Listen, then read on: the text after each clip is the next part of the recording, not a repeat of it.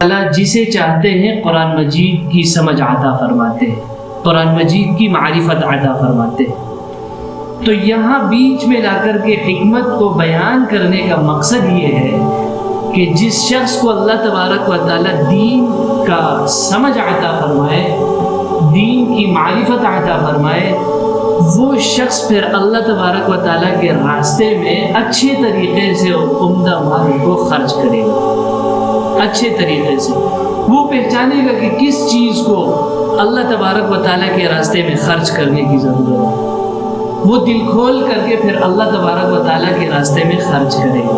اللہ تبارک و تعالیٰ کی طرف سے جو الہامی باتیں ہیں ان کی پہچان بھی کر سکے گا، اور جو شیطان کے وسوسے ہیں ان کی پہچان بھی کر سکے گا۔ جو خرچ کرنے کے اندر شیطان رکاوٹ بنتا ہے، جب بھی خرچ کرنے کا موقع آتا ہے تو شیطان دل میں وسوسے ڈال رہا ہوتا ہے کہ بھائی کم خرچ کرنا، زیادہ خرچ مت کرنا۔ تو ان وسوسوں کو پھر وہ پہچانے گا کہ یہ شیطان کے وسوسے ہیں، شیطان مجھے روک رہا ہے۔ اس وجہ سے اللہ تبارک و تعالیٰ نے یہاں ارشاد فرمایا کہ وَمَن يُؤْتَ الْحِكْمَةَ فَقَدْ أُوتِيَ خَيْرًا كَثِيرًا، کہ جس کو یہ حکمت، یہ دانائی، دین کی سمجھ، قرآن مجید کی معرفت عطا کی گئی، تحقیق کہ اس کو خیر کثیر عطا کی گئی ہے، یعنی بڑی بھلائی کی چیز ہے۔ اللہ تبارک و تعالیٰ کے پیارے پیغمبر صلی اللہ علیہ وسلم کا ارشاد مبارک ہے مَن يُرِدِ اللَّهُ بِهِ خَيْرًا يُفَقِّهْهُ فِي الدِّينِ، اللہ تبارک و تعالیٰ جس شخص کے ساتھ بھلائی کا ارادہ کرے، خیر کا ارادہ کرے، یفقہہ فی الدین، اس کو دین کی سمجھ بوجھ عطا فرماتے ہیں۔ تو شیطان جو ہے خرچ کرنے کے اندر وسوسے ڈال رہا ہوتا ہے کہ بھائی جتنا کم نوٹ ہو، 10 روپے کا نوٹ ہو، وہ نکال کر کے دے دو۔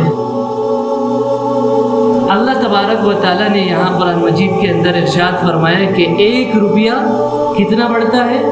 700 گنا 1 روپیہ۔ تو آپ 10 روپے خرچ کریں گے، 100 روپے خرچ کریں گے تو کتنا بڑھے گا؟ 7000 گنا زیادہ بڑھے گا۔ 10 روپے خرچ کریں گے تو کتنا بڑھے گا؟ 1 روپیہ خرچ کریں گے تو کتنا بڑھے گا؟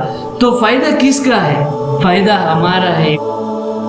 اللہ فرماتے ہیں جس کو دین کی سمجھ بوجھ عطا فرمائے اللہ تبارک و تعالیٰ، پھر وہ شخص جانتا ہے کہ یہ خیالات میرے دل میں امام صاحب کے بارے میں جو آ رہے ہیں یہ شیطانی خیالات ہیں۔ یہ بات سمجھ میں آ گئی؟ تو یہ اللہ تبارک و تعالیٰ نے ارشاد فرمائی ہے وَمَا يَذَّكَّرُ إِلَّا أُولُو الْأَلْبَابِ، اللہ تبارک و تعالیٰ فرماتے ہیں کہ نصیحت حاصل نہیں کرتے مگر عقل والے۔ جو بھی لوگ نصیحت حاصل کرتے ہیں، ان مجالس کے اندر بیٹھتے ہیں، قرآن مجید کا درس سنتے ہیں، اللہ تبارک و تعالیٰ کے کلام کو سمجھ کر اس پر عمل کرنے کی کوشش کرتے ہیں، یہ عقل والے ہیں، اور یہ اپنے عقل کو صحیح استعمال کرنے والے۔ جو لوگ اپنے عقل کو صحیح استعمال نہیں کرتے، جو لوگ نصیحت حاصل نہیں کرتے، ان کے بارے میں اللہ تبارک و تعالیٰ نے دوسرے مقام کے اندر ارشاد فرمایا اولئک کالانعام بل هم اضل، کہ یہ چوپایوں کی طرح ہے، یہ جانوروں کی طرح ہے، بل هم اضل، بلکہ جانوروں سے بھی زیادہ بھٹکے ہوئے ہیں۔ دوسرے مقام پر اللہ تبارک و تعالیٰ نے ارشاد فرمایا الصم البکم الذین لا یعقلون، یہ گونگے لوگ ہیں، یہ بہرے لوگ ہیں، الذین لا یعقلون، جو اپنی عقل کو صحیح استعمال نہیں کرتے۔